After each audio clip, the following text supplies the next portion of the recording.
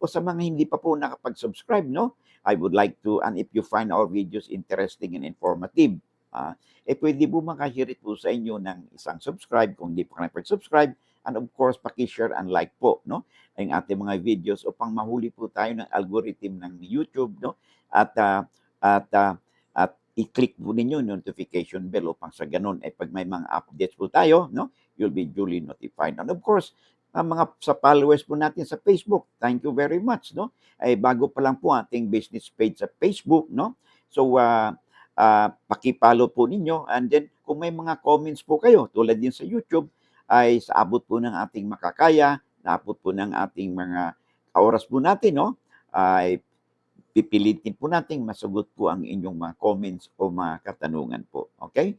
Marami pong salamat. Okay, bigyan po natin ng daan ngayon ay katanungan po ang username po niya ay si Rival Seditor. Yun po ang kanyang username. So, Attorney, tanong ko lang po, kung may karapatan bang humabol ang dati kong asawa sa bahay ng lolo ko na sa akin binigay? Hiwalay na po kami ngayon ng asawa ko. Alright? Well, tulad nating sinasabi natin, okay? Whether ito ay mana mo o binigay sa inyong lolo mo na buhay pa yung lolo mo, okay? O by way of donation, dahil hindi naman na sinabi mo dito kung paano binigay siya ng lolo mo, no? Kung ito ba binigay siya bilang donation o nung namaya pa si lolo ninyo, no? Kayo ay bilang surviving heirs ng lolo ninyo ay siyempre sa inyo mapupunta itong lupang ito, yung bahay na sinasabi mo by intestate succession. But anyways, tulad ng sinabi natin, no? Ang mga mana po, no? Let's say kung kayo ay kinasal, okay? Sa ilalim ng civil code, no?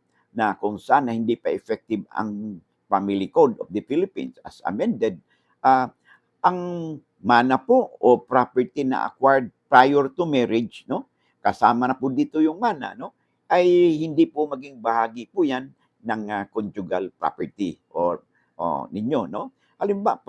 However, kung kayo ay kinasal na effective na ang Family Code noong August 3, 1988, no? Ay anumang pagmagmay-ari ng pagkabinata o pagkadalaga na nung kayo ay kinakasal at kayo umuo, no, na tinatanggap ninyong isa't isa bilang mag-asawa, at kayo ay kinasal nung effective na nga ang Family Code noong August 3, 1988, ang mga property ito kasama na yung mana, no? At ang napag-ari ninyo o sa pagkabinata, sa pagkadalaga ay maging bahagi po yan ng inyong tinatawag nating absolute community property. So hindi maliwanag dito sa sulat mo, no? Kung ito ba, kailan ba ito ibinigay, kailan mo ito na-acquire, okay? Ngayon, kung na-acquire mo ito, no? At kayo during the marriage kay kinasal, no? Kinasal kayo, effective nga ng August 3, 1988, kinasal kayo. Ito naman ay hindi at ito ay mana mo, or ito ay donated sa iyo ng inyong lolo, exclusive sa inyo, okay? Ito ay hindi maging bahagi ng inyong absolute community property. So medyo may kalituhan po, okay? Tanda po natin, kung kayo ay kinasal nung effective na ang Family Code noong August 3, 1988, anumang pag-aari ng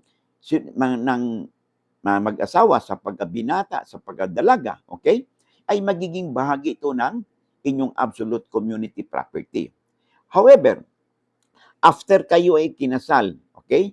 At nagkaroon ka ng mana o binigyan ka ng lolo mo, magulang mo ng isang donation at maliwanag doon sa kanyang donation na ito ay para sa iyo lamang, ay hindi po maging bahagi ito ng inyong absolute community property. So sa ganitong perspektibo, okay?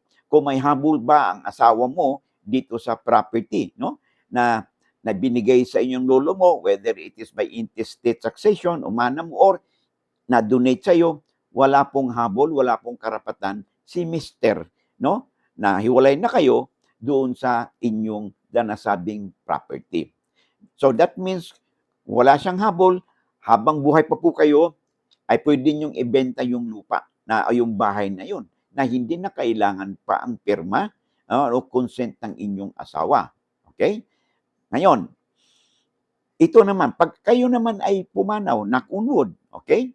Tandaan po natin, habang hindi po na-annulled ang inyong kasal, kahit nahiwalay na kayo, ang asawa po ay maituturing na isang compulsory heir. So, kung mayroon kayong anak at ang inyong asawa, at knock on wood, mawala kayo, ang inyo pong tagapagmana ay sino? Ang inyo pong mga compulsory heir. Sino yun? Ay siyempre kasama ang inyong mga anak, kung meron kayong anak, at yung inyong asawa. Okay? Bakit? Kasi sabi ng batas natin, ang mga compulsory heir, sino yun? Surviving spouse, no? Yung buhay, yung byudo o byuda, at mga anak ay mga compulsory heirs, and therefore entitled silang magmana doon sa naiwang ari-arian ng namayapa na. So, yun lang magiging downside nito na pwede siyang maghabol.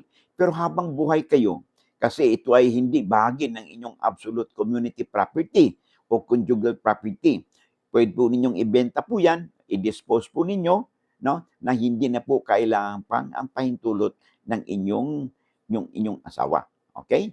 Now, tandaan po natin, no? So, sa mga kababayan po natin, no, huwag niyong isipin na tulad natin sinasabi lagi, ay pag kahit nahiwalay na kayo ng mahabang panahon, legally married kayo, kahit 20 years o 30 years na kayong hiwalay, meron na kayong sariling pamilya, okay? Pag hindi po na-annulled ang inyong kasal, okay? O hindi po kayo nagkaroon ng legal separation, okay?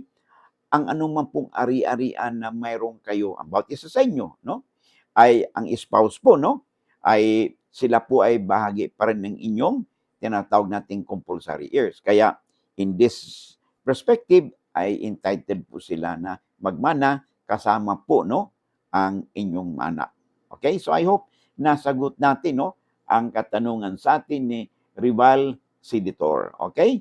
Maraming salamat. And sa kapapasok pa lang, no? At kung may replay naman ito, kung kayo po ay hindi pa nakapag-subscribe, no, sa ating channel, sige, hindi naman po siguro kalabisan na ako po hirit po sa inyo ng isang click lang po ng subscribe, share, and like po, no? And of course, paki-click din po yung notification bell upang sa ganun, may mga updates po tayo, you'll be duly notified at wala po kayong mamimiss na episode. Sabi nga natin ay, lamang na ang may alam sa batas. Okay? Maraming salamat and I hope to see you again in the next video po natin. Bye-bye.